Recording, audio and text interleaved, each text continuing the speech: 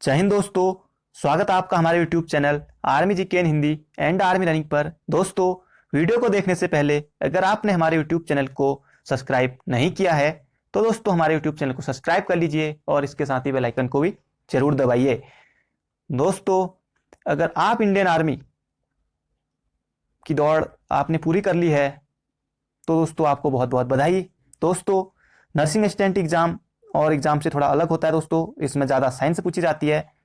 ठीक है, तो दोस्तों आपको न्यूनतम जो दोस्तों क्वालिफाइंग अंक होते हैं, जैसे कि इसमें 80 नंबर लाने होते हैं दोस्तों, आपको 80 नंबर लाने से आपका सिलेक्शन नहीं होगा, आपको ज़्यादा स्कोर करना होगा। ठीक है, आपने अगर फिजिकल आपका अच्छा चले गया तो दोस्तों ठीक है, आपके 100 नंबर आ गए, 100 में 88 भी है तो जितने भी हैं, ठीक है ना, आपके ज़्यादा नंबर होने चाहिए।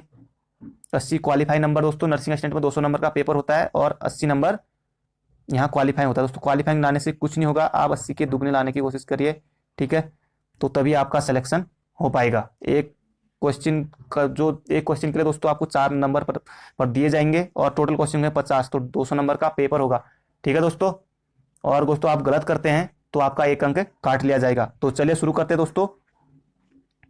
पहला क्वेश्चन है,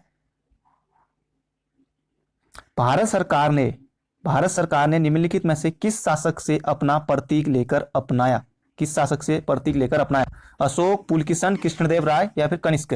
तो इसका आंसर हो जाएगा अशोक, ऑप्शन नंबर ए। अगला क्वेश्चन है, आगरा नगर की स्थापना निम्नलिखित में से किसके द्वारा की गई? तो आगरा नगर की स्थापना की गई थी सिकंदर लोदी के द्वारा और ये की गई थी 1504 में। तो ऑप्शन नंबर डी हमारा बिल्कुल सही हो जाएगा। अगला क्वेश्चन है, भारत का अंतिम गवर्नर जनरल कौन था? तो भारत का अंतिम गवर्नर जनरल ये सी राजगोपालाचारी, ऑप्शन नंबर सी हमारा बिल्कुल सही होगा। ये अंतिम भारतीय गवर्नर जनरल थे और लॉर्ड माउंटबेटन ये अंतिम गवर्नर जनरल थे जो विदेशी। अगला क्वेश्चन है,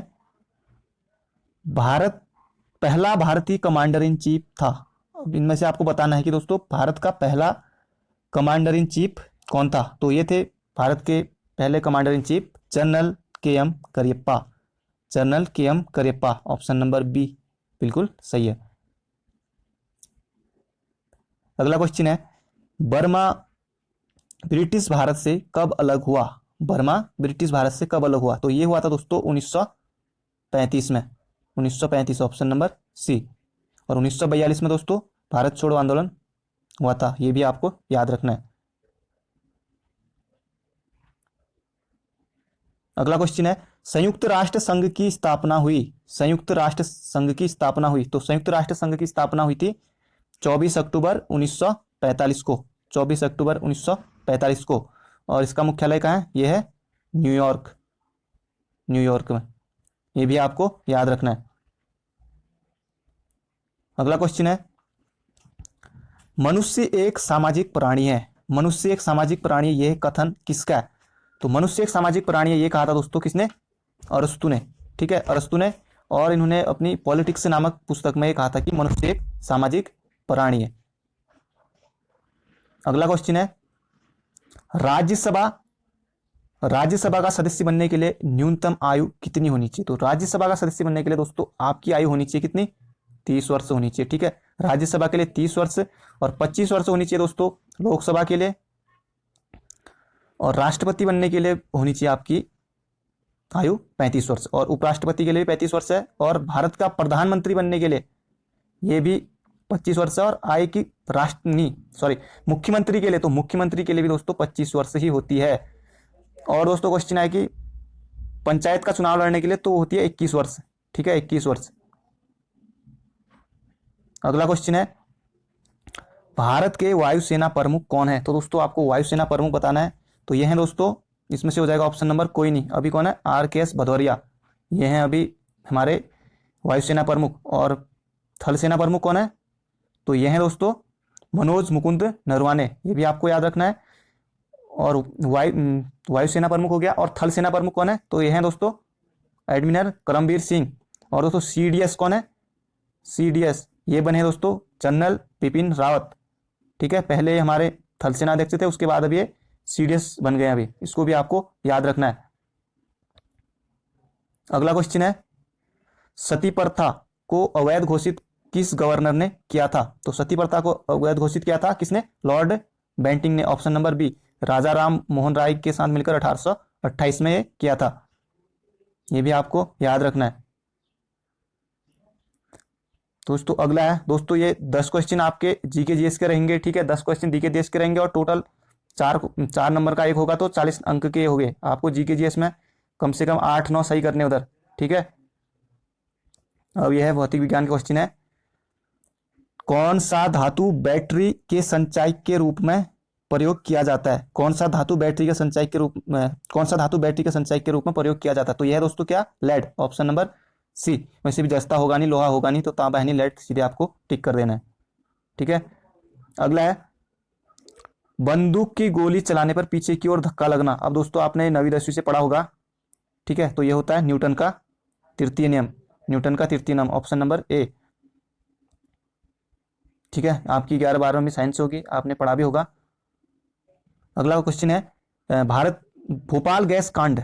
तो भोपाल गैस कांड किस गैस का रिसाव हुआ था? तो ये हुआ था दोस्तों मिथाइल आइसोसाइनाइड, MIC, मिक भी कहते हैं इसको, मिक गैस, ये भी आएगा। तो ये हुआ था कब? 1984 में, 2 से 3 दिसंबर 1984 को। और N2O यह है दोस्तों नाइट्रस ऑक्साइड, हंसाने वाली गैस, ये भी पूछा जाता है। और CO कार्बन मोनोऑक्साइड और CO2 कार्बन डाइऑक्साइड। अगला क्वेश्चन है, एक प्रकाश वर्ष है, तो एक प्रकाश वर्ष में कितने होते हैं? तो दोस्तों ये होते हैं 9.46 गुणा 10⁻15 मीटर। Option number B. अगला क्वेश्चन है, ध्वनि तरंग है, तो आपको बताना है कि ध्वनि तरंग किस तरह की है? अनुदैर्ध्य, अनुप्रस्थ है या विद्युत चुम्बकीय, इनमें से कोई नहीं। तो ध्वनि तरंग होती है हमारी अनुदैर्ध्य तरंग है। अगला क्वेश्चन है, विद्युत आवेश का मात्रक है, तो विद्युत आवेश का मात्रक क्या होगा? एम्पियर, हेनरी, कूलॉम या फिर सभी मत करना। विद्युत आवेश का मात्रक होता है कूलॉम। आपने कूलॉम का नियम भी पढ़ा होगा फिजिक्स में। अगला क्वेश्चन है, अम्लराज मिश्रण है, तो अम्लराज किसका मिश्रण है? तो ये हो जाएगा ऑप्शन नंबर ए, 3HCl + 1HNO3, ऑप्शन नंबर ए। अगला है, तत्वों का सबसे पहले वर्गीकरण किसने किया था? मेंडल ने, डेविड ने, डार्विन ने या न्यूलैंड ने? तो मेंडल तो है होगा नहीं क्योंकि उन्होंने मटर से संबंधित है। डार्विन भी नहीं, तो इसका हो जाएगा न्यूलैंड ने किया था ना तत्वों का सबसे पहले वर्गीकरण।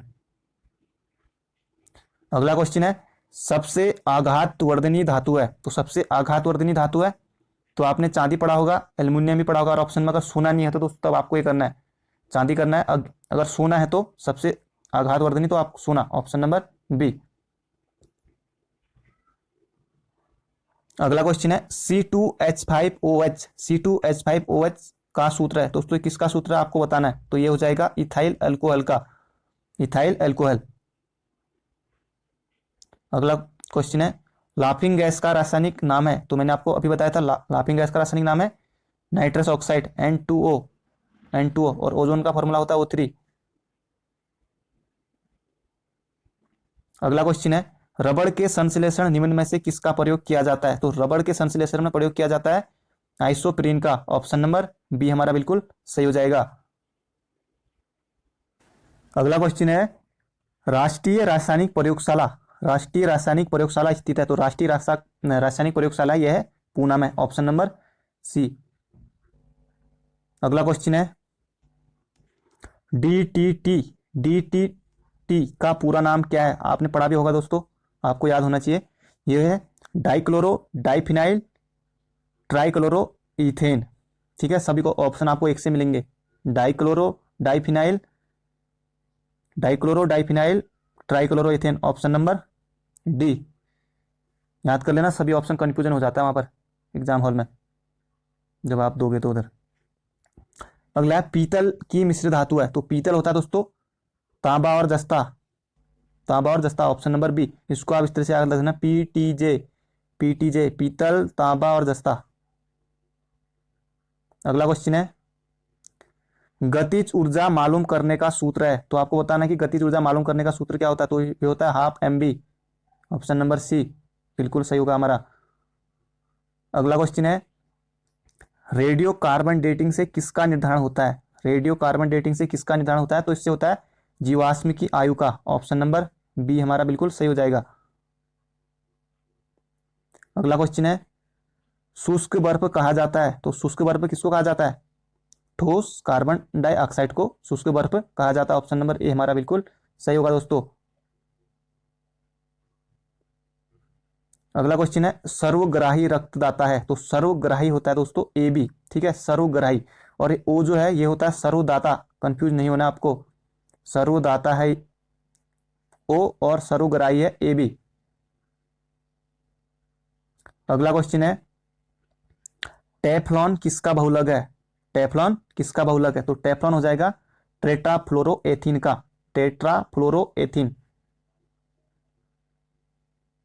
अगला क्वेश्चन है, विडॉल टेस्ट, विडॉल टेस्ट का उपयोग किसकी संभावना की जांच के लिए किया जाता है? तो विडॉल टेस्ट किया जाता है मलेरिया, हैजा, पीत ज्वर या फिर टाइफाइड, टाइफाइड।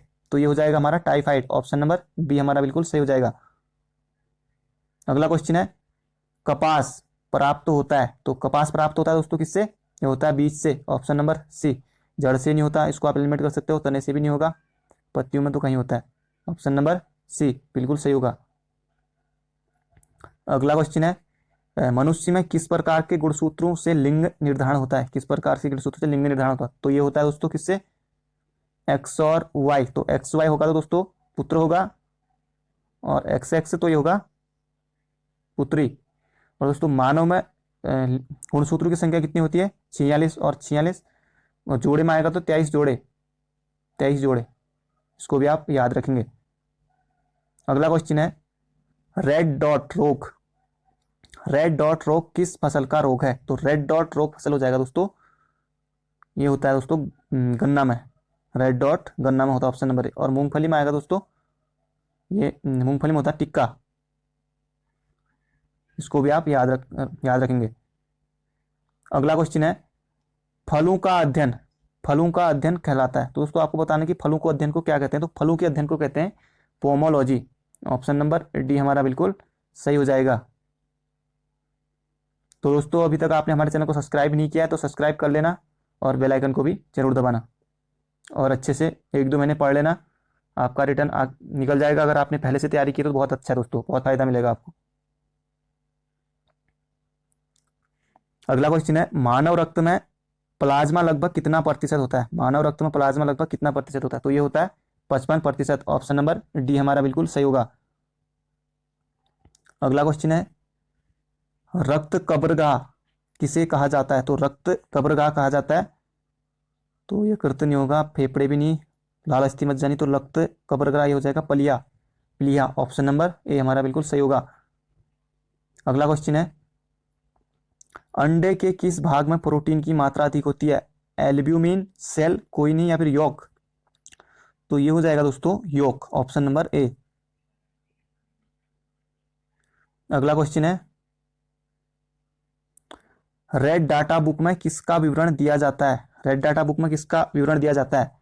केवल संकटापन्न पादप का, जीवाश्म पादप का, संकटापन्न पादप और जीव जंतु का, या केवल विलुप्त जीव जंतु का? तो इसमें दिया जाता है दोस्तों किसका? संकटापन्न पादप और जीव जंतु का। ऑप्शन नंबर सी हमारा बिल्कुल सही हो जाएगा। अगला क्वेश्चन है, मीमो मीबोबियन ग्रंथि किसमें स्थित होती है? मीबोबियन ग्रंथि किसमें होती है? ये होती है दोस्तों आंख में। ऑप्शन नंबर ए हमारा बिल्कुल सही हो जाएगा। अगला क्वेश्चन है, ईईजी, ईईजी दोस्तों जल्दीबाजी में मत करना, आपने पढ़ा है मुझे भी पता है, ठीक है। ईईजी होता है मस्तिष्क में, अगर ईसीजी होगा तो हृदय करना है, ठीक है। ईसीजी, ईसीजी होगा तो हृदय करना, और ईजी होगा तो मस्तिष्क सही करना, ठीक है। अगला क्वेश्चन है, लाइकेन किन दो के बीच का संबंध है? तो लाइकेन किन दो बीच के संबंध है? शैवाल और कवक का, शैवाल और वृक्ष का, कवक और वृक्ष का, या जीवाणु और सिंह पौधे का? तो ये हो जाएगा शैवाल और कवक का। ऑप्शन नंबर ए हमारा बिल्कुल सही होगा, लाइकेन शैवाल और कवक का। अगला क्वेश्चन है, पत्तियों का लाल, नारंगी और पीला रंग, लाल, नारंगी और पीला रंग किसके कारण होता है? तो ये होता है कैरोटीनाइट के कारण, कैरोटीनाइट याद कर लेना। अगला क्वेश्चन है, निम्नलिखित में से किसको सेल का पावर प्लांट यानी कोशिका का पावर हाउस या शक्तिग्रह, तो इस ये कहते हैं दोस्तों माइट्रोकांडिया को। माइट्रोकांडिया लिखा है, माइट्रोकांडिया। ऑप्शन नंबर बी बिल्कुल सही हो जाएगा।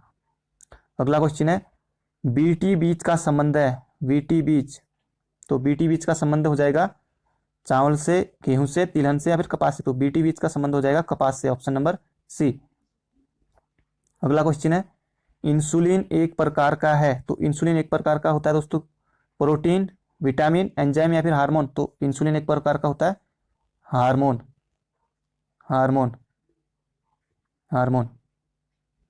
तो दोस्तों क्वेश्चन यहीं पे खत्म होते हैं। और 5 क्वेश्चन दोस्तों मैथ के पूछे जाते हैं, 5 क्वेश्चन और एक क्वेश्चन 4 नंबर का, तो 20 नंबर का ये, और 180 नंबर के जो होंगे ये साइंस, और 10 क्वेश्चन जीके जीएस के जो होते हैं वो, और बाकी साइंस ही पूछी जाती है 25 नंबर तक की, नहीं 25 क्वेश्चन सॉरी। तो आपको दोस्तों याद करना है, ठीक है। तो मिलते हैं अगली वीडियो में। वीडियो कैसा लगा कमेंट बॉक्स में जरूर बताइएगा। जय हिंद, जय भारत। अच्छे से तैयारी करते रहिए, आपका सिलेक्शन जरूर होगा दोस्तों।